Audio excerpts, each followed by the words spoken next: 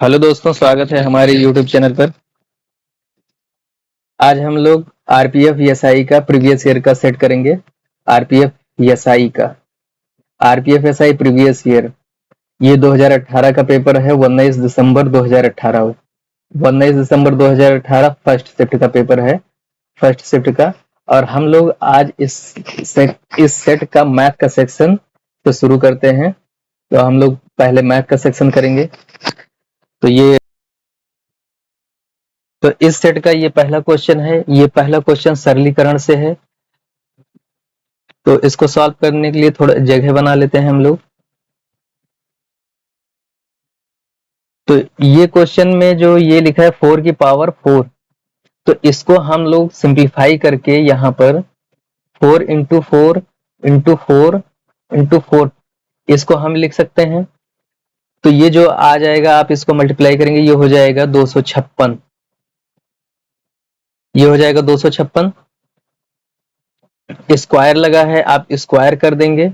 गुणे 164 लिखा हुआ है, सॉरी 64 लिखा हुआ है, 64 के ऊपर स्क्वायर है, तो आप इसको 64 गुणे 64 कर देंगे।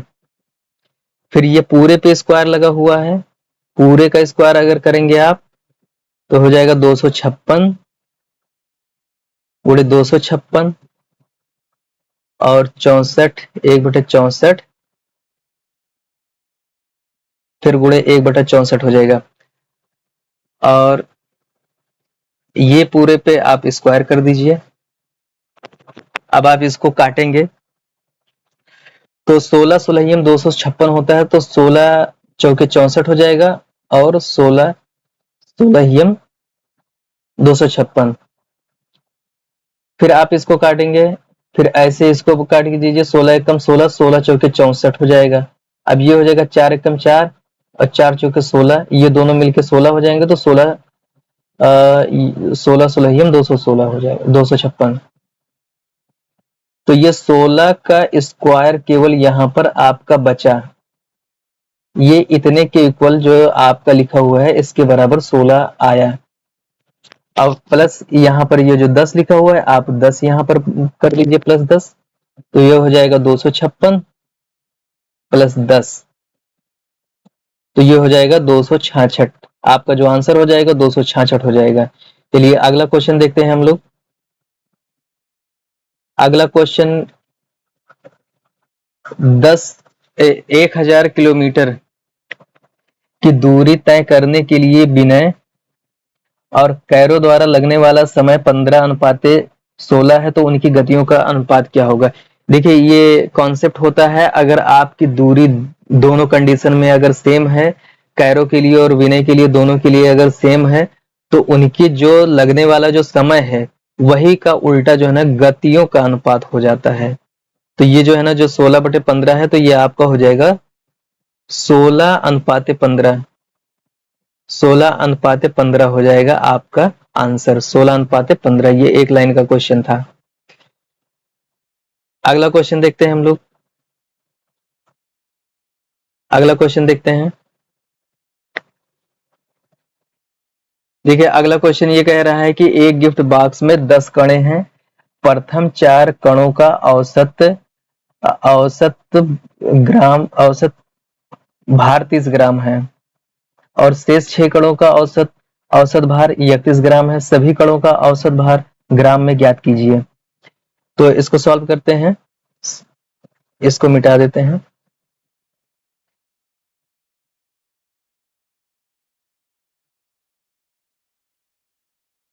हाँ, इसमें दिया है 10 कणों में से जो 4 कण हैं उनका औसत भार इतना है, तो टोटल भार कितना हो जाएगा, 4 कणों का औसत भार कितना हो जाएगा, ये 4 कणों का हो जाएगा। और 6 कणों का 6 गुणे 31 हो जाएगा टोटल भार। टोटल कण कितने हैं, 10 हैं।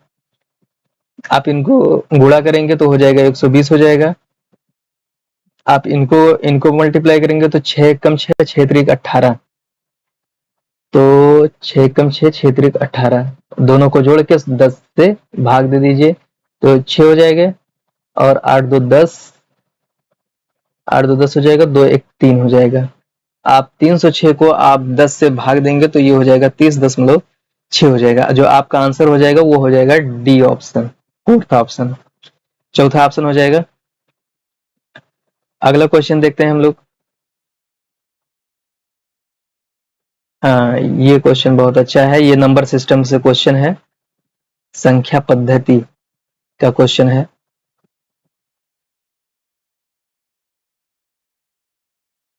इसमें दिया है 76 फैक्टोरियल के अनुगामी शून्यों की संख्या ज्ञात कीजिए।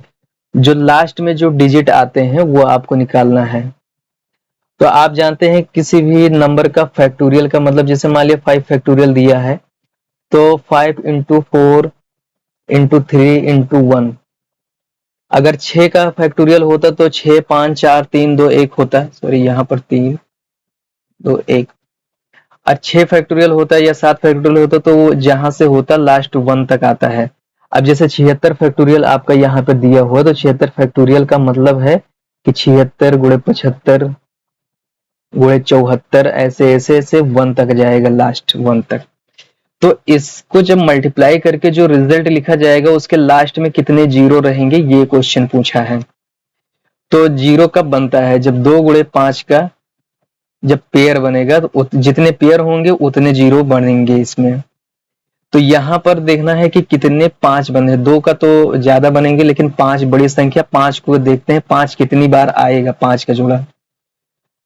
तो आप 76 को आप 5 से भाग दे दीजिए, तो यहाँ पर जो सिंगल 5 होगा वो निकल के आ जाएगा। अगर डबल 5 होता है, जैसे 25 में डबल 5 होगा, तो 76 को आप डबल 5 वाले से भाग देंगे, मतलब 25 से भाग देंगे। तो आप इसको जब भाग देंगे तो कितना आएगा, 15 पचे 75 होता है, जो भागफल होता है वही लिया जाएगा। शेषफल 1 बच रहा है, उसको नहीं लेंगे, रिमाइंडर को। और 25 या 75 यहाँ पर 3 हो जा रहा है। तो आपका जो आंसर हो जाएगा कितना हो जाएगा, 18। 18 जीरो लास्ट में आएंगे इसके, 18 जीरो लास्ट में आएंगे। अगला क्वेश्चन देते हैं हम लोग। अगला क्वेश्चन है, एक स्टेशन मास्टर ने एक आयताकार डिजिटल बोर्ड की लंबाई 3% बढ़ाने और चौड़ाई 3% घटाने का निर्णय लिया है। बोर्ड का क्षेत्रफल में होने वाले कुल परिवर्तन ज्ञात कीजिए। तो इसमें जो चेंजिंग आती है, अगर देखिए इसको आप जानते होंगे कि एक अगर कोई चीज बढ़ाया या घटाया जाता है तो उसका जो नेट चेंजिंग होती है वो होती है x minus Y minus X into Y upon 100। तो आप देखिए पहले 3 बढ़ाया गया, फिर 3 घटाया गया है, माइनस 3 गुणे 3 बटे 100। तो ये प्लस है माइनस है, ये तो जीरो हो जाएगा। आपका जो बचा माइनस 9 बटे 100, आप गुणा भाग देंगे तो 0.09 होगा। अब माइनस में है आंसर आपका, तो माइनस का मतलब है कि कमी हो रही है, घट रहा है। तो आपका जो आंसर हो जाएगा 0.09 हो जाएगा। अगला क्वेश्चन देखते हैं हम लोग। अगला क्वेश्चन है कि एक मिनट इसको मिटा देते हैं, इरेज कर देते हैं। हाँ, अगला क्वेश्चन है 7√3 सेंटीमीटर विकर्ण वाले घन को पिघलाकर घनाभ बनाने पर उसकी ऊंचाई कितनी होगी। जो इसको पिघला करके घनाभ जो बनाया जाएगा उसकी ऊंचाई कितनी होगी, यदि घनाभ की लंबाई घन की भुजा के बराबर है, लंबाई जो है ना इसके बराबर ही है घन के, घनाभ की चौड़ाई 35 सेंटीमीटर है, तो दोनों का आयतन इक्वल कर देते हैं, हो जाएगा। तो देखिए जो घनाभ का विकर्ण होता है, घनाभ का जो विकर्ण होता है आपको मालूम होगा कि अगर उसकी साइड, घनाभ की साइड अगर a है तो a√3 होता है। तो a√3 अगर होता है तो विकर्ण यहाँ पर दिया है क्वेश्चन में आपके 7√3, तो 3 तो कट जाएगा, तो उसकी जो भुजा आ जाएगी वो 7 आ जाएगी। अब जानते हैं कि इसका आयतन, घनाभ का आयतन क्या होता है, भुजा क्यूब होता है, मतलब 7 गुणे 7 गुणे 7 हो जाएगा। अगर क्यूब करेंगे तो 7 गुणे 7 हो जाएगा, ये इसका आयतन होगा। अब पिघला करके यही चीज सेम ढाला, इसी चीज में ढाला गया है उसको, 7 गुणे 7। अब इसका आयतन और उसका घनाभ का आयतन बराबर होगा। अब इसका कह रहा है घनाभ का आयतन क्या होता है कि फार्मूला होता है लंबाई गुणे चौड़ाई गुणे ऊंचाई होता है। तो लंबाई इसमें कह रहा है कि घन की लंबाई के बराबर है। घन की लंबाई के बराबर है, लंबाई जो है ना घन की लंबाई के बराबर है। तो घन की लंबाई कितना है 7 है। 1 मिनट।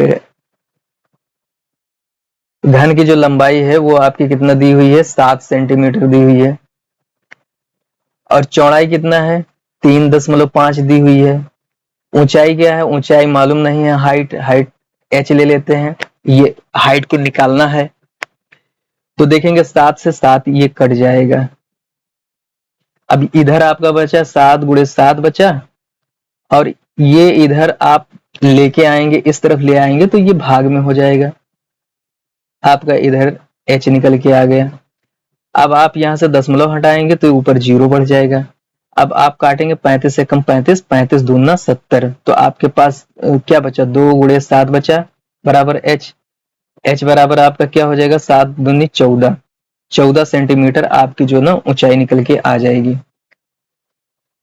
ठीक, 14 सेंटीमीटर इसकी ऊंचाई निकल के आ जाएगी। अगला क्वेश्चन देखते हैं हम लोग। अगला क्वेश्चन इसको हम लोग इरेज कर देते हैं।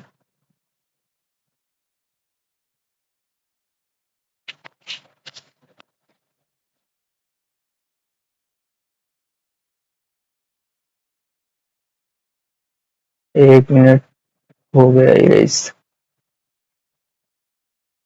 हाँ, इस क्वेश्चन में दिया हुआ है अंडर रूट 19.36 और अंडर रूट 77.44। तो आप इसका जो है ना स्क्वायर रूट निकाल लेंगे, वर्गमूल निकाल लीजिए इसका जब आप वर्गमूल निकालेंगे तो ये आ जाएगा ये 44 का वर्गमूल होता है।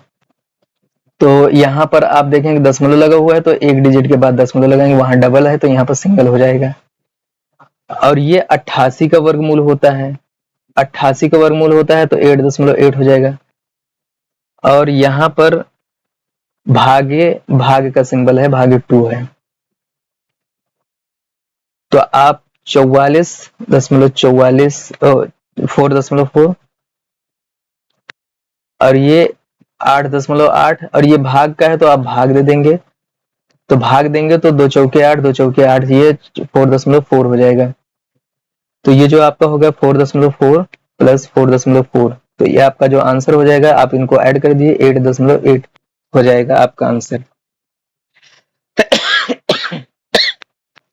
सॉरी, थर्ड ऑप्शन आपका आंसर हो जाएगा। अगला क्वेश्चन देखते हैं। जगह बना लेते हैं अगले क्वेश्चन के लिए सॉल्व करने की।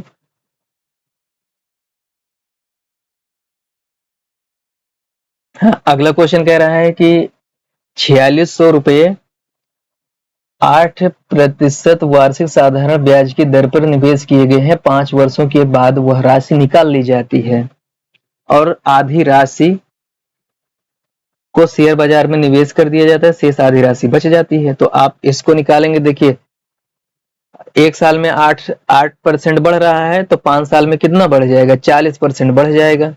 40% बढ़ जाएगा उसका ब्याज। तो 4600 जो आपका अमाउंट है उसको आप 40% बढ़ा दीजिए। तो 40% आप बढ़ा देंगे। ठीक, 40% आप बढ़ा देंगे तो ये इतना अमाउंट हो जाएगा। अब ये कह रहा है कि इसका जो है ना आधा उसने निवेश कर दिया और आधा बचा लिया। तो जो बचा हुआ है वो आधा ही तो बचा हुआ है, आधा कर दीजिए, ये आपका आंसर हो। तो आप इसको काटिए, 2 जीरो से 2 जीरो कट जाएगा। और आप 1 मिनट, इसको हम अगली लाइन में लिख देते हैं 46 140, 2 एकम 2 सत्ते 14, ये कट जाएगा तो 46 गुणे 70 हो जाएगा। आप इसको मल्टीप्लाई करेंगे 7 छंग 42 के 2 7 चौके 28 और 4 32 हो जाएगा। तो ये हो जाएगा 3220। आपका जो आंसर हो जाएगा 3220। अगला क्वेश्चन देखते हैं हम लोग। हाँ, अब 94 देखेंगे हम लोग। 94 नंबर का क्वेश्चन देखेंगे। 94 नंबर का क्वेश्चन है वो डीआई से है, डाटा इंटरप्रिटेशन से। डीआई का क्वेश्चन है।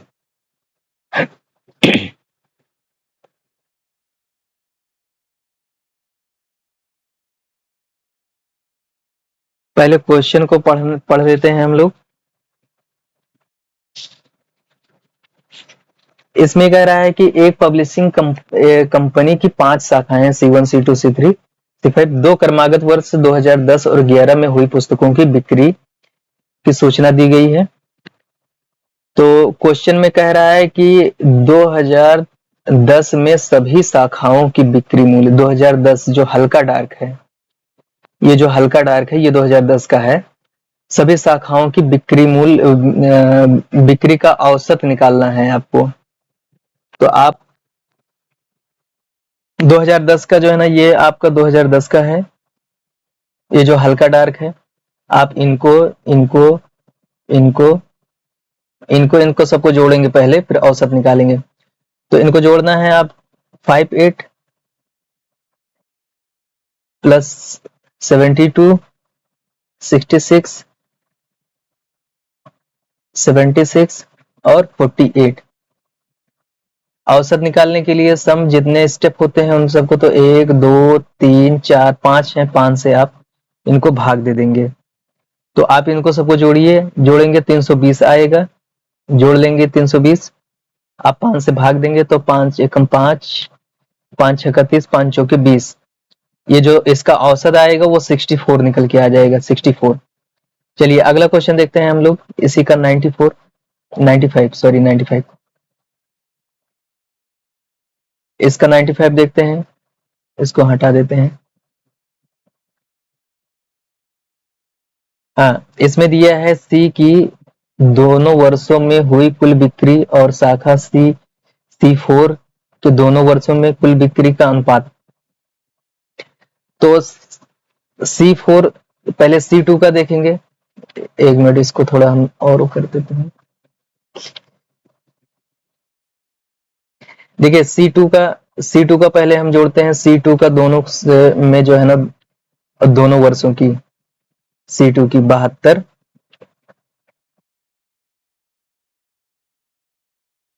C2 का पहले दोनों जोड़ेंगे 72 और 88, ये हो जाएगा। अब C4 का हम लोग देखेंगे 76 और 84, 76 और 84 है। देखिए ये आपका C4 है, ये पूरा C4 है और ये C2 है। इन दोनों को आप जोड़िएंगे। तो आप जोड़िए, देखिए कितना निकल के आ रहा है। दोनों ये हो जाएगा 160 और ये भी हो जाएगा 160 हो जाएगा। तो ये कट जा रहा है, तो ये हो जाएगा 1:1 हो जाएगा। देखिए इसमें 1:1 जो है ना आपका आंसर हो जाएगा। ठीक, 1:1। अगला क्वेश्चन देखते हैं, इसको हटा देते हैं हम लोग।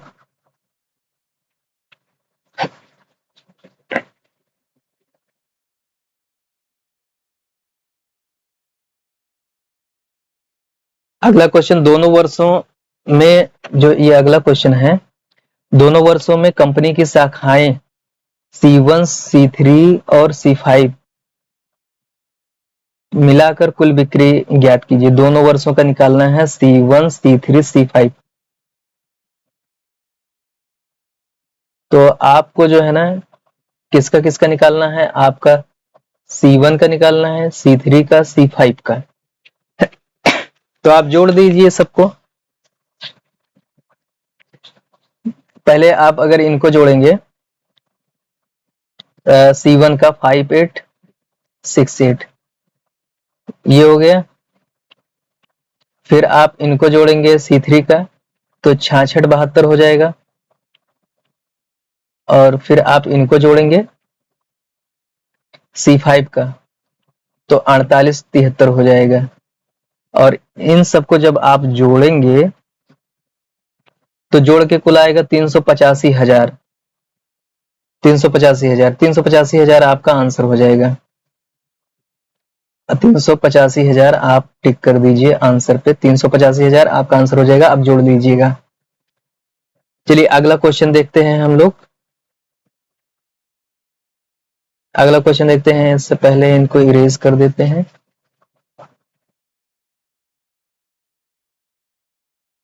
नाइन्टी सिक्स हो गया। अब हम लोग देखते हैं 97 नंबर का क्वेश्चन। 97, 97 क्वेश्चन है।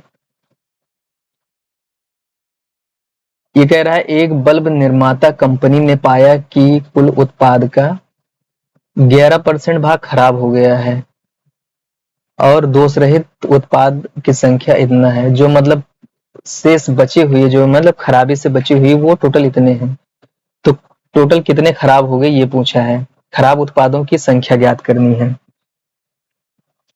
तो हम लोग थोड़ा जगह बनानी पड़ेगी इसके लिए।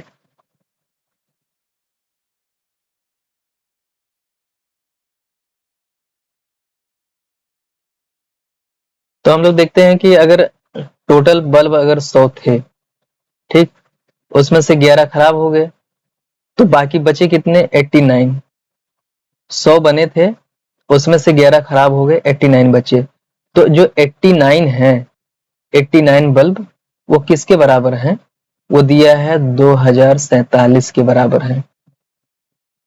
और खराब आपको निकालना कितना है? 11 निकालना है, 11 बल्ब को। तो आप क्या करेंगे? जैसे ये दिया हुआ है 89, तो 89% बराबर अगर 2047 है, तो 1% बराबर कितना हो जाएगा? आप 89 को इधर ले आइए, 2047/89 हो जाएगा। अब आपको निकालना कितना है? 11% निकाले, तो 11 से आप अगर इधर गुणा करते हैं तो आप 11 से इधर इधर भी करेंगे। 11, 2047, 11%। यही 11, यही खराब वाला पूछा है, इसलिए 11 से मल्टीप्लाई किया गया। तो आप इसको कैलकुलेट कर लेंगे। इसको पहले भाग देंगे तो आपका आ जाएगा 2300।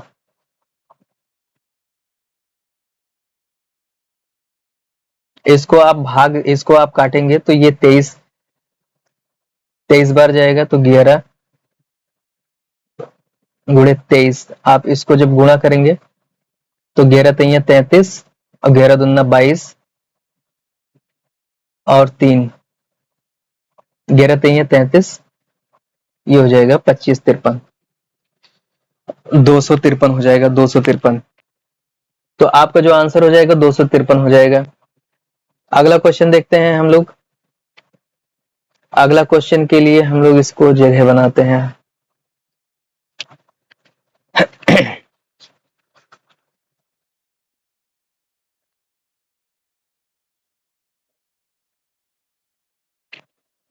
हाँ, अगला क्वेश्चन है एक बॉक्स में रखी हुई है नोटबुक 95 नोटबुक का औसत भार 95 kg है, 9.5।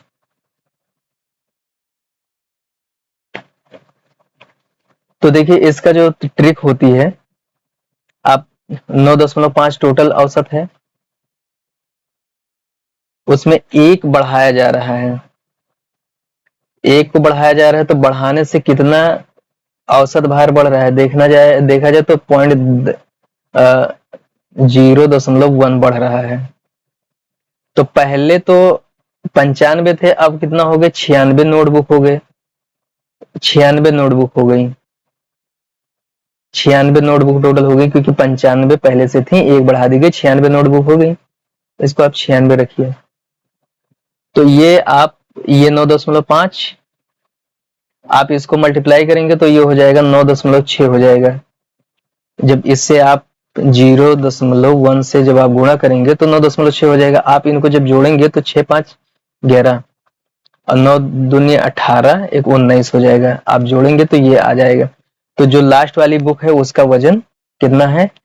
19.1 kg। अगला क्वेश्चन देखते हैं हम लोग। अगला क्वेश्चन देखते हैं, इसको हटा दें।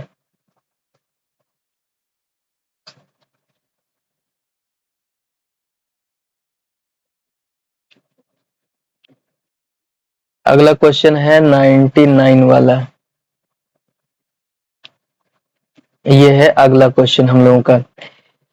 एक समबाहु त्रिभुज एक एक व्यक्ति एक समबाहु त्रिभुजाकार मैदान के अनुदिश 20 किलोमीटर प्रति घंटा से 24 किलोमीटर और 30 किलोमीटर घंटा की गति से यात्रा करता है। देखिए, समबाहु त्रिभुज कहने का मतलब है कि इसकी जो दूरियां हैं वो बराबर हैं। समबाहु त्रिभुज की तीनों भुजाएं बराबर होती हैं, एक्स वाई एक्स एक्स तीनों भुजाएं बराबर होती हैं। तो इसका मतलब है क्या कि जो 20 किलोमीटर भी बराबर चला है, ये भी बराबर, ये भी जो है ना बराबर दूरी चला है। तो औसत चाल का जानते हैं कि औसत चाल बराबर होता क्या है? औसत चाल बराबर कुल दूरी बटे कुल समय। कुल दूरी बटे कुल समय होता है, तो कुल दूरी आपकी कितना हो जाएगी? 3x हो जाएगी। और समय जो है ना, समय अब इसके लिए जो है ना, इस भुजा के लिए आप निकालते हैं तो समय निकालेंगे तो x बटे 20 हो जाएगा, मतलब दूरी बटा चाल। समय बराबर दूरी बटा चाल होता है। x बराबर 24, x बटा 24, x बटा 30। अब यहां पर इसको सॉल्व करते हैं, ये 3x है, यहां से आप x को कॉमन ले लेंगे, x को कॉमन ले लीजिए और यहां पर बचेगा 1/20। अब एलसीएम भी अगर ले लेते हैं तो इन तीनों का एलसीएम क्या होता है? 120 होता है। इन तीनों का एलसीएम 120 हो जाएगा, तो ये यहां पर आपका 6 हो जाएगा। 20 छक्का 120 और ये 24 पंचे 120 होता है और ये 30 चौके 120 होता है। ये इतना हो जाएगा। ये अब यहां पर ये x कट जाएगा और ये 120 ऊपर जाएगा, 3, ये 120 ऊपर चला जाएगा इसके साथ और यहां पर आप इनको जोड़ेंगे, 6 4 10 5 15। फिर आप इनको भाग देंगे, काटेंगे तो 3 एकम 3, 3 पचे 15। अब 120 को आप 5 से भाग देंगे, 5 से काटेंगे तो 5 दूनी 10 और 5 चौकी 20 आ जाएगा आपका 24 किलोमीटर प्रति घंटा। आपका जो आंसर हो जाएगा 24 किलोमीटर प्रति घंटा निकल के आ जाएगा। अगला क्वेश्चन देखते हैं हम लोग। अगले क्वेश्चन के लिए जगह बनाते हैं।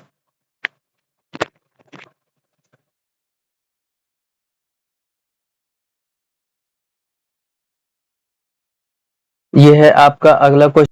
अगला क्वेश्चन देखते हैं हम लोग। एक दुकानदार एक उत्पाद को 819 रुपए में बेचकर उस पर 12.5 का लाभ कमाता है।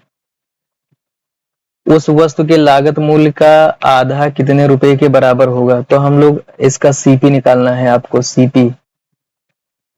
तो जो 819 दिया है वो विक्रय मूल्य है आपका 819 रुपये। इस पर लाभ कितना होता है? 12.5। तो ये हो जाएगा 112.5 गुणे 100। ये जो आपका आएगा, इसको कैलकुलेट करने पर जो आपका आएगा वो होगा आपका सीपी। तो यहां से दशमलव हटाएंगे, 0 बढ़ाएंगे, आप इसको कैलकुलेट करेंगे तो आपका आएगा 728। 728। अब ये कह रहा है सीपी का आधा कितना होगा? 728 का पूछ रहा है आधा।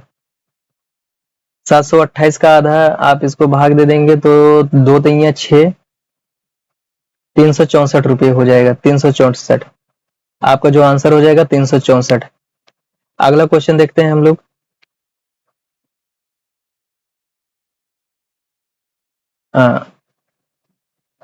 ये है क्वेश्चन आपका। एक वृत्त की त्रिज्या को 6 गुना करने पर इसकी परिधि पूर्व परिधि की कितने गुना हो जाती है? तो अगर इसकी परिधि को 6 गुना कर दिया जाता है पैरामीटर को, पैरामीटर को अगर 6 गुना किया जाता तो पैरामीटर अगर इसका p है तो p बराबर क्या होता है 2 पाई r। तो ये कांस्टेंट है, p प्रोपोर्शनली होता है ना r के, p प्रोपोर्शनली होता है r के। अगर आप इसको अगर 6 गुना करते हैं तो आपका जो है ना परिधि भी 6 गुना ही हो जाएगा, क्योंकि इनवर्सली प्रोपोर्शनल नहीं होता है, डायरेक्टली प्रोपोर्शनल होता है, समानुपाती। तो आपका जो है ना परिधि हो जाएगा वो 6 गुना। आप करके भी देख सकते हैं।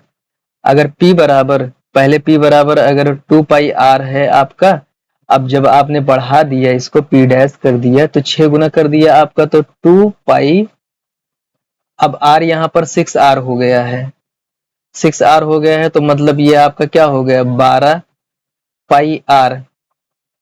12 पाई r मतलब आप इसमें से 2 पाई r को अगर अलग करेंगे तो आपका 2 पाई r ही तो बचेगा।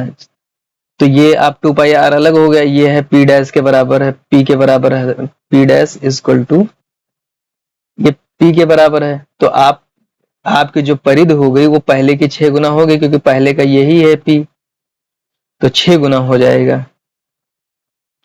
अगला क्वेश्चन देखते हैं हम लोग। अगला क्वेश्चन, इस तरह का क्वेश्चन अभी हम लोग कर चुके हैं।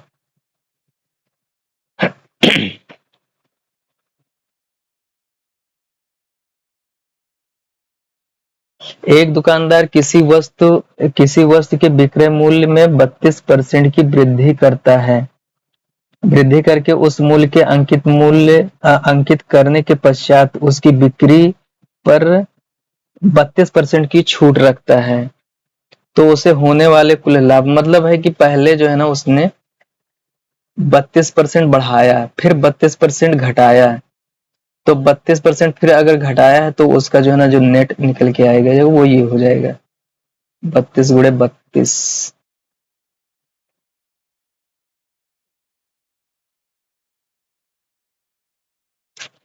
हम लोग यहाँ फिर से लिख लेते हैं, थोड़ा कट जा रहा है। 32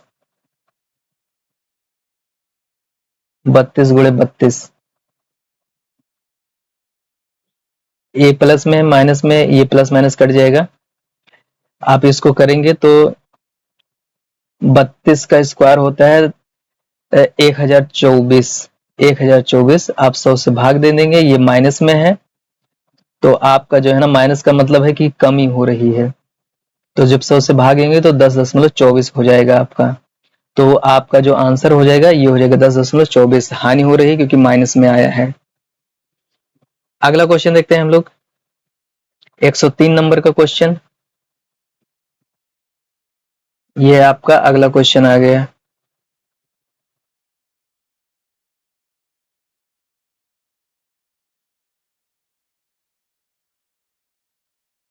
तो ये जो अगला क्वेश्चन है,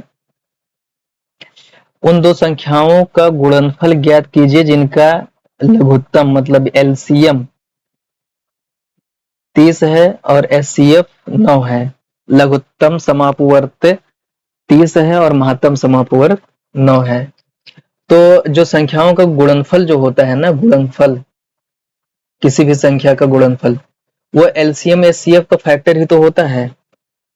एलसीएम और एचसीएफ का फैक्टर ही होता है, एलसीएम और एचसीएफ।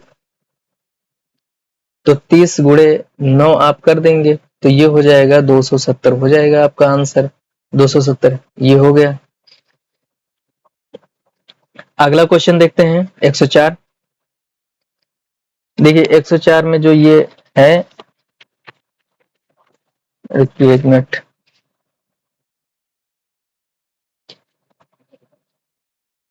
कोई भी ये पहले हम लोग इसको समझने की कोशिश करते हैं। अगर मान लिया a की पावर अगर -2 है तो आप उसको a की पावर, अगर प्लस में पावर अगर लिखना है तो a की 1/a की पावर 2 ऐसे लिखा जाता है। तो आप इसको आगे अगर सिंप्लीफाई करेंगे, इस क्वेश्चन को सिंप्लीफाई करने के लिए क्वेश्चन पे आते हैं। 4 भागे, अब इसको आप जानते हैं, इसको आप लिख देंगे 4 का स्क्वायर और प्लस ये लिखा हुआ है √81। तो आप इसको √81 आप इसका अंडर रूट ले लेंगे तो ये हो जाएगा 9 हो जाएगा। और इसका जो है ना, आप जानते हैं 50 होता है, तो ये 5 हो जाएगा,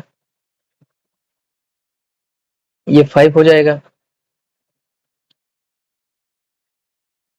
अब इसको जो है ना मल्टीप्लाई जब आप करेंगे तो ये 1 में है, ये इसको जब सिंप्लीफाई करेंगे तो ये ऊपर चला जाएगा, 4 स्क्वायर हो जाएगा और ये दोनों मिलकर के 9 5 14 हो जाएंगे। अब ये 4 चौके 16, 16 चौके 64, ये इतना 64 हो गया और इसमें आप 14 और जोड़ेंगे तो आप जब जोड़ेंगे तो कितना हो जाएगा, ये आपका 78 हो जाएगा। जो आपका आंसर हो जाएगा ये 78 हो जाएगा। अगला क्वेश्चन देखते हैं हम लोग। आपका जो अगला क्वेश्चन है वो क्वाइन बेस्ड है। एक थैले में 12:13 के अनुपात में विभिन्न प्रकार के पुराने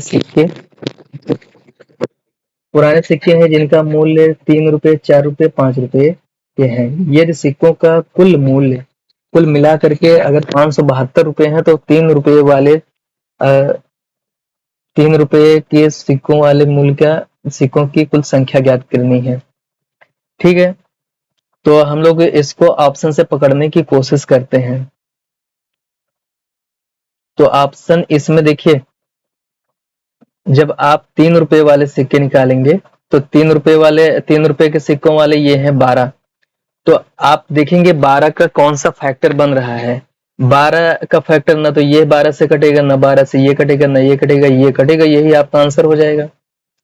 यही आपका आंसर हो जाएगा क्योंकि 12 से यही इकलौती संख्या कट रही है और कोई नहीं कट रहा है, यही आपका आंसर हो जाएगा। लेकिन इसको सॉल्व करते हैं हम लोग। देखिए 12:13:11। आप जब इनको आप देखिए, ये 12 ये 3 रुपए के सिक्के वाले हैं और ये 4 रुपए के सिक्के वाले हैं और ये 5 रुपए के सिक्के वाले हैं। तो 3 रुपए के अगर 12 सिक्के हैं तो कितना हो जाएगा, 36 रुपए टोटल हो जाएगा और ये 52 रुपया हो जाएगा और ये 55 रुपया टोटल हो जाएगा। और इन सबको मिला करके कितना रुपया पूरा बन रहा है, 572 रुपया बन रहा है। तो आप इनको सबको जोड़ करके जोड़िए, इन सबको कितना टोटल आ जाएगा, 5 2 7 7 6 13 के 3, ये हो जाएंगे 143 हो जाएगा। ये टोटल हो जाएगा 143 572 के बराबर हो जाएगा। तो आप इसका एक यूनिट कितना हो जाएगा, एक यूनिट 572 भागे 143। जब एक यूनिट बराबर आपका निकल के आ जाएगा, एक यूनिट बराबर 4 निकल के आ जाएगा। तो आपको निकालना है 12 यूनिट, मतलब 3 रुपए के सिक्के जो है ना 12 यूनिट है। यहाँ पर देखिए 12 यूनिट। तो आप जब 12 यूनिट के इक्वल निकालेंगे तो ये आपका निकल के आएगा 12 चौक 48 हो जाएगा। आपके टोटल सिक्के 48 हो जाएंगे। यही आपका आंसर हो जाएगा 48 नंबर। अगला क्वेश्चन देखते हैं हम लोग। अगला क्वेश्चन अगली स्लाइड में है। ये रहा आपका अगला क्वेश्चन।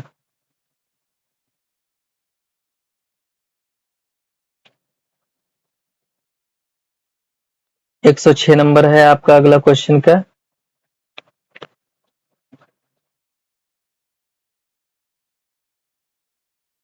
मार्क अपने वेतन का 14% हिस्सा दृष्टिहीनों की एक संस्था को देता है और 16% अनाथों को, 12% दिव्यांगों को, 13% मेडिकल कैंप की स्थापना में मदद के रूप में देता है। उसके पास 24,570 रुपये शेष हैं। वह मासिक खर्च के लिए बैंक में जमा करता है। इतना जो बचा है वो उसमें जमा करता है। तो पूछ रहा है दिव्यांगों की संस्था के लिए कितना धनराशि दिया। दिव्यांगों के लिए कितना दिया था, 12 दिया था। तो ये जितना बचा है वो पहले हम लोग निकालते हैं। तो इसके पास मान लेते हैं 100 तनख्वाह, 100 रुपये सैलरी थी, और उसमें से ये इसने खर्चा कितना कर दिया इधर उधर, 14, 16, 12 और 13, इतना खर्चा कर दिया इधर उधर। इसके बाद जो बचा है वो कितना बचा है, 24,570, ये उसके पास बचा है। तो इसको जब जोड़ेंगे तो ये टोटल हो जाएगा। देखिए इसको आप जब जोड़ेंगे तो 100 माइनस 55, 55 खर्च कर रहा है टोटल, और इसमें से जो बचा है वही जो है ना इसके बराबर होगा 24,570 के। तो मतलब 45% जो इसने जो है ना कहा, ये जो बचा है इसके पास 24,570, ये टोटल का 45% है, टोटल का 45%। अब आपको निकालना कितना है दिव्यांग वाला, मतलब आपको निकालना है ये 12%। तो 45% बराबर अगर इतना है, देखिए तो 1% बराबर कितना हो जाएगा, 1% अगर आपको निकालना है तो आप 45 को इधर ले आइए, 570 बटे 45 हो जाएगा। और आपको निकालना 12% है तो 12 से मल्टीप्लाई कर दीजिए, तो 12 गुणे 40, 570, 45। अब इनको आप काटिए, 3 देखिए कटेगा, किससे कटेगा, 3 एक कम 3, 3 चौके 12 और 15 से 45, 15 हो जाएगा। अभी ये फिर 3 से कटेगा, 3 से फिर कटेगा, 3 पचे 15, और ये हो जाएगा 3 आठे 24, और ये 19 से 57। तो ये जो आपका जो निकल के आया ये 4 उड़े 8, 8,000, 8,150। तो आप इसी को मल्टीप्लाई कर देंगे, यही आपका आंसर हो जाएगा। तो जब आप इसको मल्टीप्लाई करेंगे तो ये हो जाएगा 54,600। तो ये जो 54,000 नहीं, 54,600 नहीं, जब आप इसको मल्टीप्लाई करेंगे तो ये हो जाएगा 65,552, 65,552, क्योंकि ये जीरो कट जाएगा जब लास्ट में जो बच रहा है। ठीक है, आपका हो जाएगा 65,552, 65,552 नहीं, 6,552 थर्ड ऑप्शन हो जाएगा आपका। अगला क्वेश्चन देखते हैं हम लोग। अगला क्वेश्चन है आपका 107 नंबर का, ये सिंप्लीफिकेशन का क्वेश्चन है।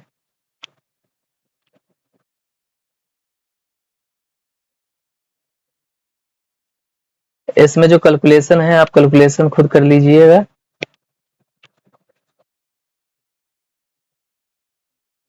हाँ, ये क्वेश्चन देखते हैं। जैसे आप जानते हैं कि इसमें पहले एक हम रूल बता देते हैं। जैसे 1/a है भागे 1/b, तो इसके बराबर जानते हैं आप क्या होता है,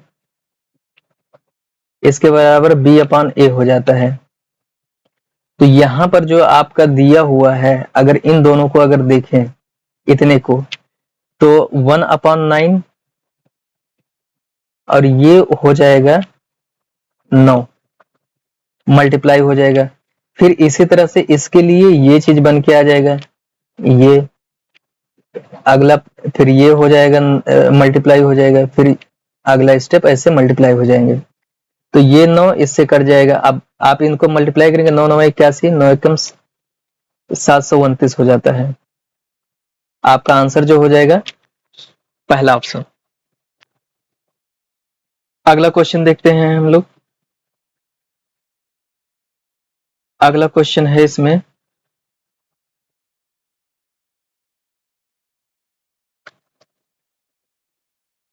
अगला क्वेश्चन।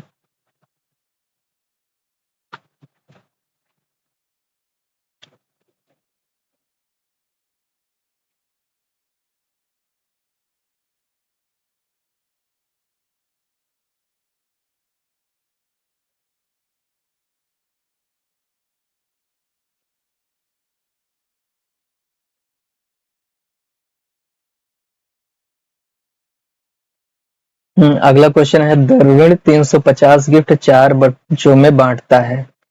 टोटल गिफ्ट कितने हैं? 350 हैं। पहले बच्चे के हिस्से में आए गिफ्ट दूसरे बच्चे के हिस्से में आए गिफ्ट का दोगुना है। और तीसरे बच्चे के हिस्से में आए गिफ्ट का 3 गुना है और चौथे बच्चे के हिस्से में आए गिफ्ट का 4 गुना है। तो अगर 4 बच्चे हैं, मान लेते हैं 4 बच्चे कौन है, ए बी सी डी।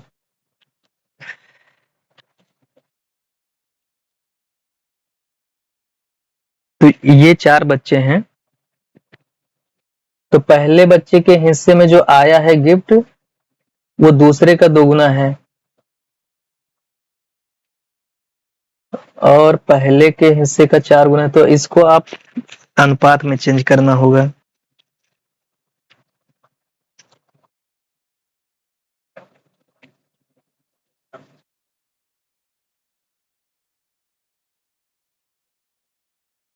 देखिए पहले बच्चे का जो है ना, हम मान लेते हैं x है, पहले बच्चे को x गिफ्ट मिला है। तो दूसरे बच्चे को कितना मिल जाएगा? दूसरे बच्चे को जो मिल जाएगा x/2 मिल जाएगा, क्योंकि इससे इसका दोगुना है। अब आप दोगुना करेंगे तो इसके बराबर हो जाएगा। अब अगर c का अगर हम निकालें तीसरे बच्चे का, तो तीसरे बच्चे का 3 गुना है, मतलब पहले को जो है ना इसका तिगुना मिला हुआ है। 3 गुना करेंगे तो x आ जाएगा। और चौथे बच्चे का x/4 होगा, क्योंकि 4 गुना पाया है पहला बच्चा। तो इन सबको आप जोड़ देंगे, वो 305 इसके बराबर हो जाएगा। तो x/2 x/3 x/4 बराबर 350 के बराबर। अब आप इनको जोड़िए, इन सबका एलसीएम ले लीजिए। एलसीएम इनका कितना हो जाएगा? 12 हो जाएगा। तो 12 एलसीएम हो जाएगा। तो 12 कम 12 12x हो जाएंगे। ये हो जाएंगे, 6 दूनी 12 होता है तो 6x हो जाएंगे, 3 चौके 12 हो जाएगा, ये 4x हो जाएंगे और ये 4 3 12 तो 3x बराबर 350। आप इनको सॉल्व करिए।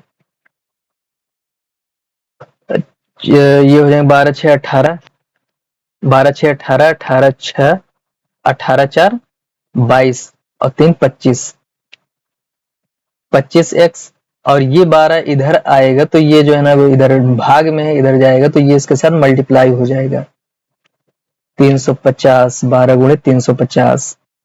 अब x बराबर जो आपका हो जाएगा वो 12 गुणे 350, ये इधर गुणे में था 25, इधर आएगा आ जाएगा, ये भाग में हो जाएगा। अब इनको हम लोग भाग देते हैं तो 5 से काटते हैं, 50 25। अब ये हो जाएगा 5 7 35, 5 1 5 14 5 70 होता है। अब आप इसको 12 और 14 को मल्टीप्लाई करेंगे।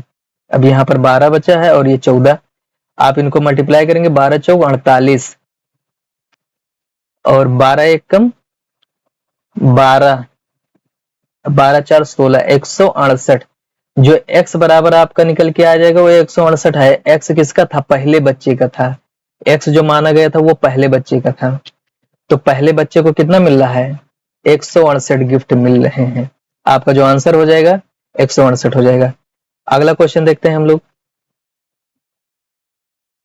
हाँ अगला क्वेश्चन है, पहले जगह बनाते हैं हम लोग।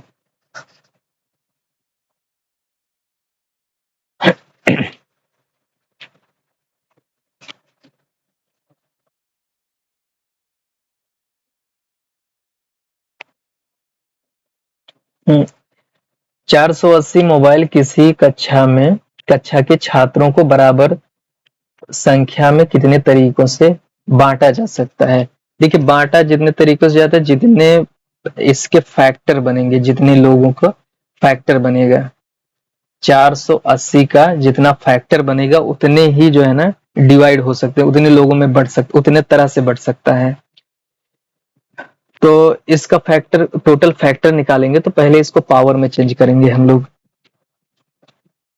तो इसका फैक्टर बनाते हैं, तो फैक्टर ये 8 से कटेगा, पहले 8 से करते हैं तो 8 छंग 48 हो जाएगा, बचा कितना 60 बचा, 8 छंग 48। फिर इसको तोड़ते हैं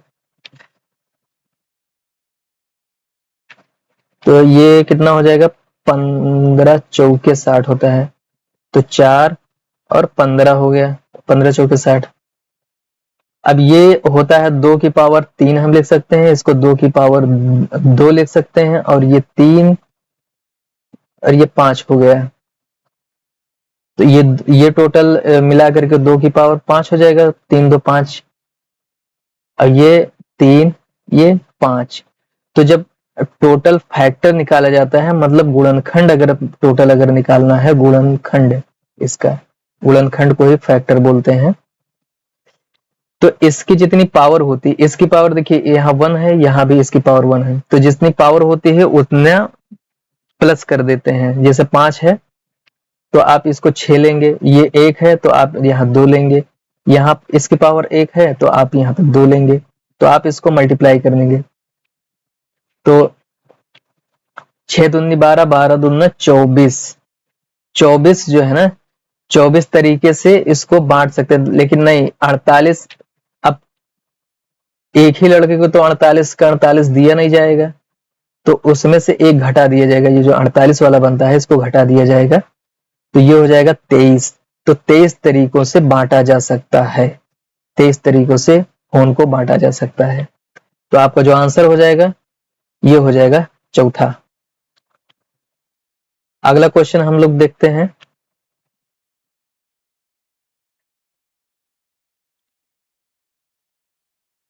अगला क्वेश्चन आ गया, ये चक्रवृद्धि ब्याज से रिलेटेड है।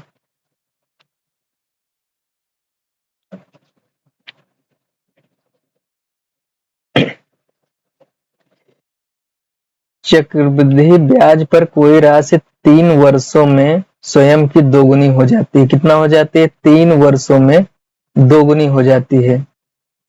तो ये पूछा है कितने वर्ष, यहाँ क्वेश्चन मार्क है, कितने वर्ष में 16 गुनी हो जाएगी। 16 गुनी मतलब आप इसी की पावर में चेंज करेंगे तो 2 की पावर 4, तो 2 की पावर जो 4 बन रहा है, 16 गुनी मतलब 2 की पावर 4 गुनी, तो 4 जो आपकी जो पावर बन रही है, जो पहला साल है उसी पहले जो दिया हुआ है ईयर, उसी से आप मल्टीप्लाई करेंगे, 3 गुणे 4, ये हो जाएगा 12 वर्ष। तो आपका जो आंसर हो जाएगा वो हो जाएगा 12 वर्ष। ये ट्रिक होती है। चलिए अगला क्वेश्चन देखते हैं हम लोग। देखिए अगला क्वेश्चन जो है लग रहा है, अगला क्वेश्चन कह रहा है कि एक सहायक परियोजना पर आधारित अंग्रेजी कंपनी में 550 पुरुष हैं, 505 पुरुष हैं, 505 महिलाएं हैं। सभी कर्मचारी की औसत उत्पादकता कॉल 55 कॉल्स प्रतिदिन है। ये ये महिला पुरुष मिला करके, और ये केवल पुरुष का ही है। तो महिला कर्मचारियों द्वारा प्रतिदिन प्राप्त की जाने वाली कॉल्स की संख्या कितनी है। देखिए संख्या भी दोनों की बराबर है, जो औसत है वही जो है ना, जो पुरुष और महिलाएं दोनों जब बराबर हैं और उनका औसत भी दोनों का बराबर है, तो महिलाओं का भी 55 ही होगा, 55 ही होता है अगर ये दोनों अगर बराबर हैं तो इसका जो आंसर हो जाएगा वो 55 कॉल्स हो जाएगा प्रतिदिन। ठीक है, यहां से समझ में आ रहा है कि अगर ये बराबर हैं दोनों तो उसका महिलाओं का भी बराबर होगा। अगला क्वेश्चन देखते हैं हम लोग।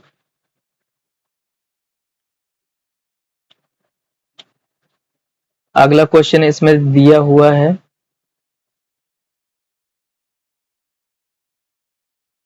अगला क्वेश्चन 112 नंबर का है। जगह हम लोग बना लेते हैं।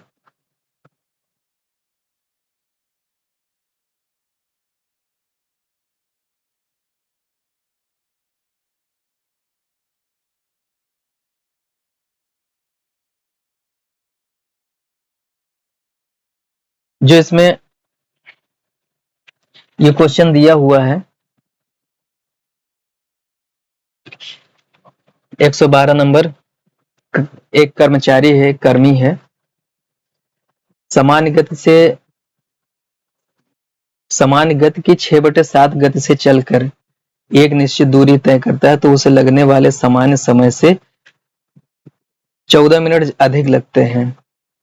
तो लगने वाले सामान्य समय जो नॉर्मल टाइम है वो कितना हो जाएगा, 14 × 6 हो जाता है।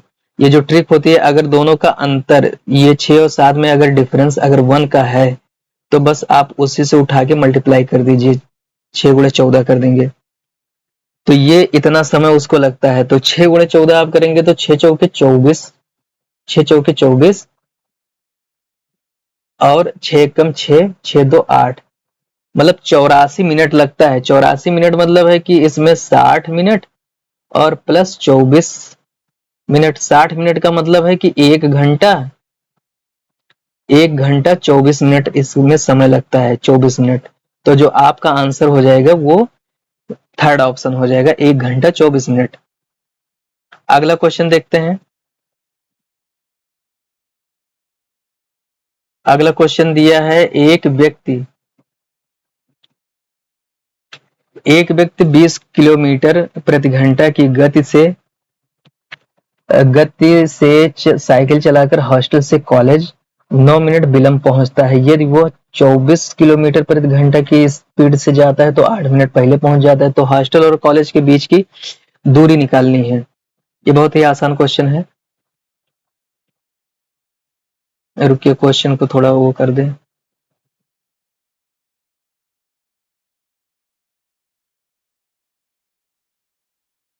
देखिए, इस क्वेश्चन के लिए आप करेंगे कि आप जानते हैं जो बीच की दूरी होती है कॉलेज या किसी भी बीच की दूरी बराबर S1 मतलब स्पीड 1 और स्पीड 2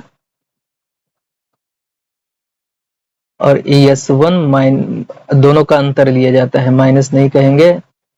और T1 प्लस T2 दोनों जो समय है वो उसको जोड़ देते हैं। तो स्पीड पहली कितना है, 20 है, दूसरी स्पीड 40 है। दोनों का जो है ना अंतर अगर हम लेते हैं 20 और 24 का अंतर लेंगे तो 4 आएगा। और जो समय है पहले 9 लगता है, 9 मिनट विलंब होता है, फिर 8 मिनट जल्दी पहुंचता है। तो 20 × 24 और ये दोनों का अंतर हो जाएगा 4 हो जाएगा, घटाएंगे तो, और 9 8 17,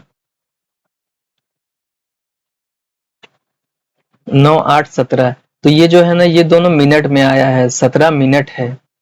ये जो है हम लोगों ने लिखा है 9 मिनट और 8 मिनट, तो इसको घंटे में चेंज करेंगे। तो घंटे में चेंज करेंगे तो 60 से भाग दे देते हैं। तो आप काटते हैं 20 एक कम 20, 20 तिया 60, 3 एक कम 3, 3 अवठे 24, 4 एक कम 4, 4 दूनी 8। तो यहाँ पर जो पटा 2 × 17, तो 17 दूना 34। आपका जो आंसर हो जाएगा ये 34 किलोमीटर हो जाएगी आपकी पूरी दूरी। अगला क्वेश्चन देखते हैं।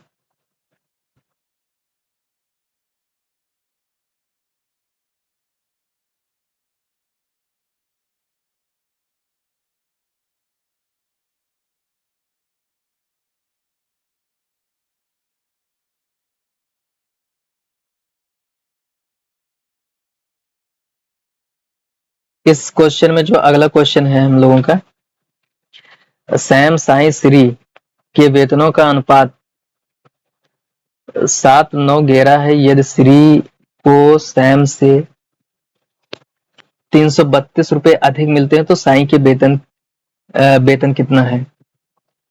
तो यहाँ पर जो दिया है श्री और सैम मतलब इन दोनों का अंतर दिया है, ठीक। तो श्री को 11 मिला है और सैम को 7 मिला है, तो कितना अधिक मिला है?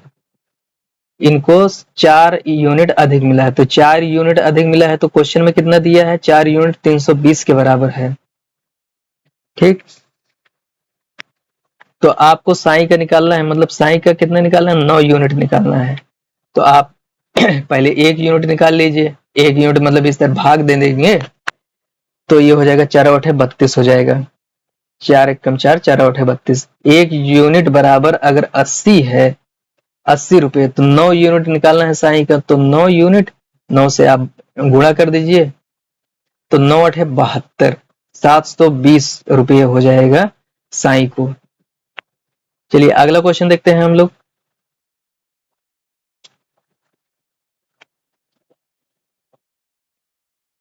अगला क्वेश्चन है कि किसी संख्या को 14 से विभाजित करने, सॉरी 42 से विभाजित करने पर 13 शेष बचता है। तो उसी संख्या को 14 से विभाजित करने पर कितना शेषफल बचेगा? आप जानते हैं संख्या अगर x है और उस संख्या को 42 से विभाजित किया जाता है, तो उसका जो भागफल है, क्वाइटेंट जिसे बोलते हैं, वो q आता है और रिमाइंडर 13 उसका दिया हुआ है। तो ये संख्या हो जाती है। अगर इसी को 14 से अगर भाग दिया जाए, मान लिया कि इसको 14 से भाग देते हैं, तो अगर हम 14 से भाग देते हैं तो 42 गुणे q बटे 14, और इधर 13 बटे 14 हो जाएगा अगर 14 से भाग देते हैं। तो ये तो 14 एकम 14, 14 थे 42, यहाँ तो कट जाएगा, लेकिन ये नहीं कटेगा 14 से। तो यहाँ पर भी जो रिमाइंडर जो बच रहा है, शेष कितना बच रहा है? 14 से भाग देने पर भी शेषफल 13 ही बचेगा। शेषफल 13 ही बचेगा, क्योंकि यहाँ तक तो कट जाएगा, यहाँ ये इतना नहीं कटेगा। तो वही जो नहीं कटता है वही शेषफल हो जाता है। चलिए अगला क्वेश्चन देखते हैं हम लोग। अगला क्वेश्चन देखते हैं।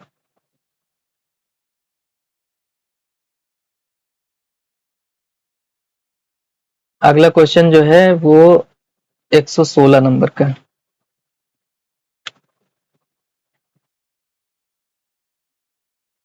किसी वस्तु को 1512 रुपए में बेचने पर उसी वस्तु को 879 रुपए में बेचने पर प्राप्त हानि 11% अधिक लाभ प्राप्त होता है। तो उस वस्तु का लागत मूल्य ज्ञात कीजिए। तो हम लोग वस्तु का लागत मूल्य मान लेते हैं, x मान लेते हैं वस्तु का लागत मूल्य। थोड़ा इसको मिनिमाइज कर देते हैं क्वेश्चन को।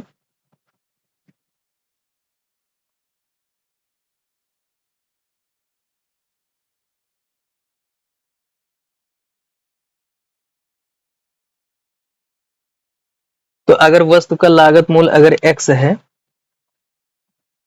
CP वस्तु का अगर x है, तो जो टोटल लाभ जो निकल के आएगा जाएगा ना, प्रॉफिट हम मान लेते हैं P। तो जो प्रॉफिट इसका जो निकल के आएगा, तो 1512 में अगर बेचा गया है, तो उसका CP घटा लेंगे, तो x अगर घटा लेते हैं तो उसका प्रॉफिट निकल के आ जाएगा। ये प्रॉफिट निकल के आ गया। और ये जो हानि है, जो टोटल हानि है, लॉस, वो x माइनस हो जाएगा आपका 879। ये हो जाएगा आपका जो है ना, जो है लॉस निकल के आ जाएगा। अब इसमें ये कह रहा है ना कि लॉस जो है, लॉस से प्रॉफिट अधिक है, हानि से प्रॉफिट अधिक है। कितना? 11% अधिक है। तो जो ये जो आपका जो है ना लाभ है 512 माइनस एक्स, ये टोटल इससे x माइनस 879 से कितना? 11% अधिक है। 111 भागे 100 हो जाएगा। तो ये इससे इतना अधिक है। अब देखिए हमने यहाँ पर एक्स सीपी को इसलिए माना है क्योंकि सीपी के बारे में ही पूछा है, कॉस्ट प्राइस के बारे में ही पूछा है, लागत मूल्य के बारे में ही पूछा है, इसीलिए उसी को माने हैं कि जैसे ही एक्स की वैल्यू निकलेगी तो कुछ और करना नहीं रहेगा, वही आंसर हो जाएगा। चलिए इनको अब वो करते हैं, हम लोग हल करते हैं। ये हो जाएगा 1512 माइनस एक्स, आप यहाँ इसको भाग दे देंगे, 100 से भाग दे देंगे तो ये हो जाएगा 1.11, 1.11 हो जाएगा। 1.11 जब इसमें इसमें गुणा किया जाएगा तो ये हो जाएगा 1.11 एक्स, और यहाँ पर हो जाएगा 1.11 गुणे 879। अब एक्स को इस साइड में ले आएंगे, इसके तरफ लेके जाएंगे, इनको उस तरफ लेके जाएंगे, तो ये जो हो जाएगा माइनस एक्स,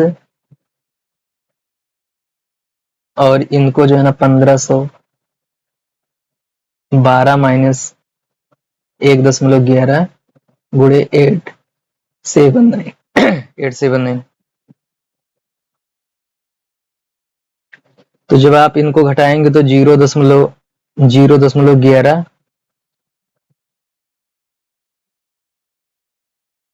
0.11 और इस तरफ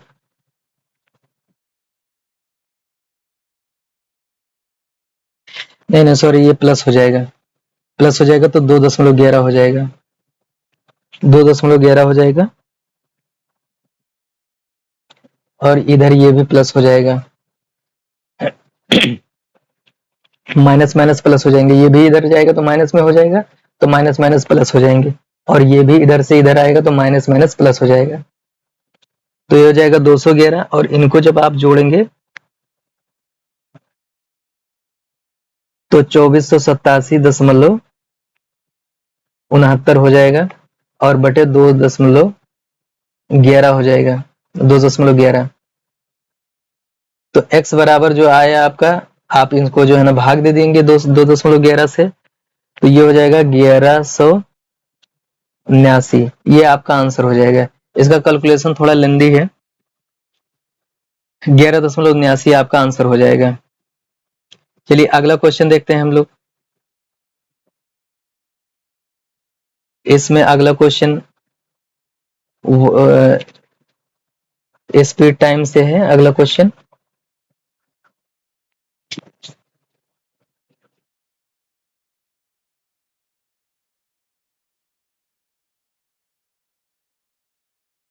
हाँ, अगला क्वेश्चन ये है कि 342 मीटर लंबे पुल को पार करने में एक ट्रेन 57 सेकंड का समय लेती है। यदि वही ट्रेन एक साइन बोर्ड को पार करने में 19 सेकंड का समय लेती है तो उस ट्रेन की लंबाई क्या होगी? तो उस ट्रेन की लंबाई आपको निकालनी है।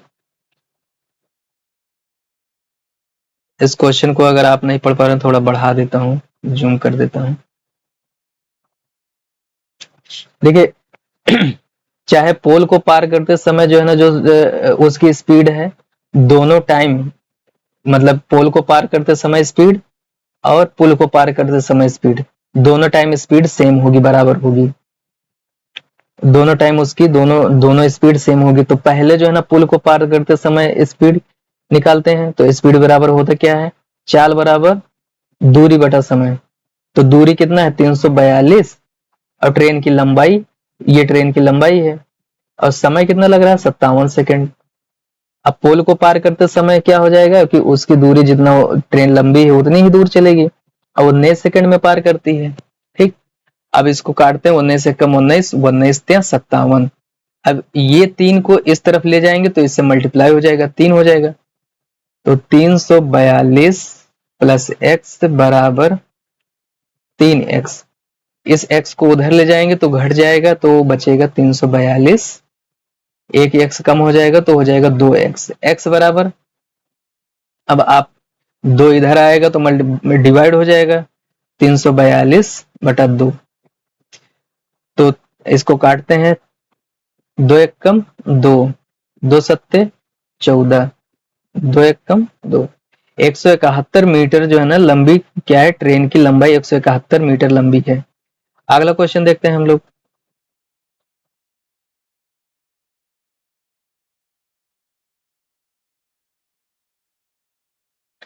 अगला क्वेश्चन ये है आपका, फिर चक्रवृद्धि ब्याज आ गया।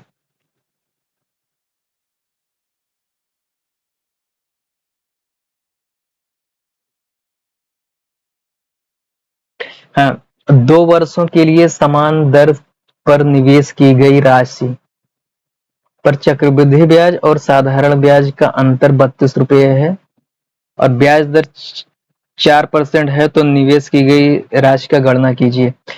तो अगर अगर कोई भी राशि अगर 2 वर्ष का जो है ना चक्रवृद्धि ब्याज और साधारण ब्याज का अंतर का फार्मूला ये होता है, अंतर बराबर, अंतर को डेल्टा से लिखते हैं, पी आर अपॉन 100। आर क्या है, उसकी दर है, आर अपॉन 100। तो जो डेल्टा की वैल्यू है वो 32 है अंतर। पी आपको निकालना है, आर बराबर 4 दिया है और ये कितना दिया है, ये आपका 100 है, 4/100। 1 मिनट फिर से लिखते हैं, थोड़ा ज्यादा मिस राइटिंग हो गया।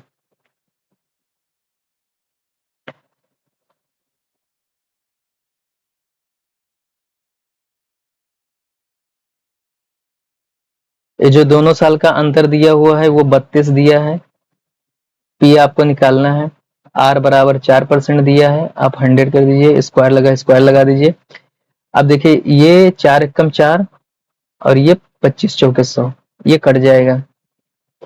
अब आपके पास ये क्या हुआ, 32 पी, अब स्क्वायर लगा है तो यहां पर आपके पास क्या आ जाएगा, 625 हो जाएगा। अब आप 625 को इधर ले आएंगे तो ये हो जाएगा 32 गुणे 625। जब आप इससे करेंगे, गुणा करेंगे, तो ये आप गुणा करेंगे तो 25 आ जाएगा 20,000। 20,000 आपका आंसर हो जाएगा। अगला क्वेश्चन देखते हैं, लास्ट के 2 क्वेश्चन और बचे हुए हैं।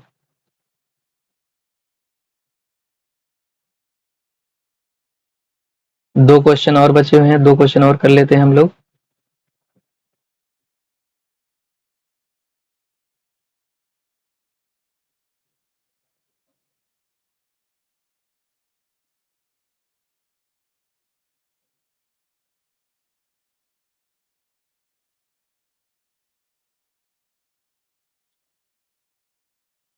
देखिए दिनेश फ्रेंच फ्रेंच में 80 में से 68 नंबर पाता है और 100 में से 78 और 70 में से 48, 50 में से 28 प्राप्त करता है। उसके द्वारा प्राप्त किए गए कुल प्रतिशत ज्ञात किए। तो पहले तो पूर्णांक निकालना होगा हम लोगों को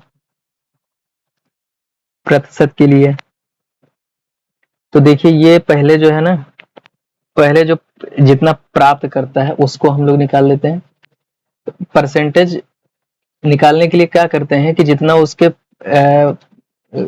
प्राप्त किया है, मतलब ऑब्टेनिंग मार्क पहले निकालते हैं, ऑब्टेनिंग, फिर जो पूर्णांक होता है मैक्सिमम मार्क्स और इनटू मल्टीप्लाई 100 कर देते हैं, यही करते हैं।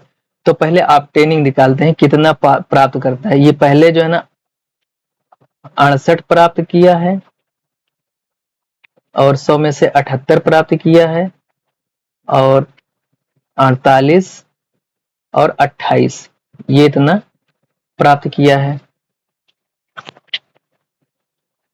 28। तो आप इसको जो है ना, अब ये 80 में से प्राप्त किया था, यहाँ 100 में से प्राप्त किया था और ये 70 में से प्राप्त किया था और यहाँ पर 50 में से प्राप्त किया था। आप इन सबको जोड़ेंगे इन सबको आप जोड़ लेंगे तो 222 आएगा, 222। और ये टोटल कितना हो जाएगा, ये टोटल हो जाएगा 300 गुणे 100। परसेंटेज निकालना है इसलिए 100 से कर देंगे। आप 2 जीरो से 2 जीरो कट जाएगा, 3 से भाग देंगे तो आप भाग देंगे 3 सत्ते 21, 3 चौके 12, 74% आपका आ जाएगा आंसर। 74% इसने प्राप्त किया। अगला क्वेश्चन देखते हैं हम लोग, लास्ट क्वेश्चन है इस सेट का।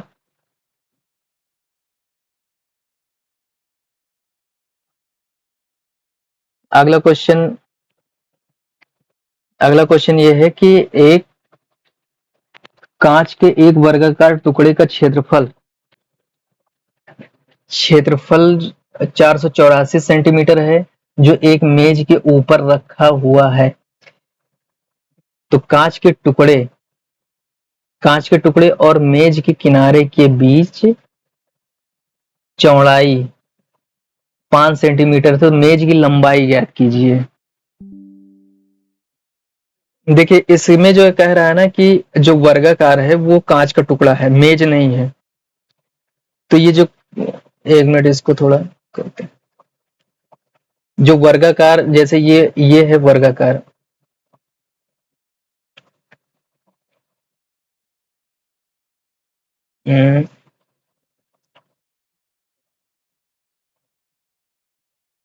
ये वर्गाकार है, ये वर्गाकार कांच का टुकड़ा है। लेकिन मेज जो है ना ऐसे है, मेज थोड़ा और लंबी है। इसका कहने का मतलब मेज लंबी है, वो वर्गाकार नहीं है। तो यहां से जो कांच का टुकड़ा है और इसका किनारा है, इसके जो बीच की जो चौड़ाई जो पड़ रही है ये 5 सेंटीमीटर पड़ रही है। ये कह रहा है 5 सेंटीमीटर है, तो 5 सेंटीमीटर है। अब इसका जो है ना जो कांच का टुकड़ा ये जो दिया हुआ है, ये वाला, ये कांच का टुकड़ा जो बीच में रखा हुआ है, इसका जो क्षेत्रफल है ये जो है ना दिया है 484, और ये वर्गाकार है तो इसका जो है ना भुजा स्क्वायर होता है। तो इसकी अगर भुजा निकालनी है तो इसका आप वर्गमूल निकाल लेंगे, वर्गमूल निकालेंगे तो ये 22 आएगा। तो ये जो इसकी लंबाई निकल के आ जाएगी इस कांच के टुकड़े की, वो 22 सेंटीमीटर निकल के आएगी। बस इसका आपको वर्गमूल निकाल लेना है, बस वही जो है ना उसका, ये जो 484 दिया है इसका आप वर्गमूल ले लीजिए, यही हो जाएगा उसका कांच के टुकड़े की लंबाई 484। तो अब ये कह रहा है ना कि मेज की लंबाई निकालना है। तो मेज की लंबाई अब यहां से यहां तक 5 है, यहां से 5 है, ये इतना 22 है और ये इतना भी 5 है। तो आप इन सबको जोड़ दीजिए, कितना हो जाएगा, 22 10 32 सेंटीमीटर हो जाएगा।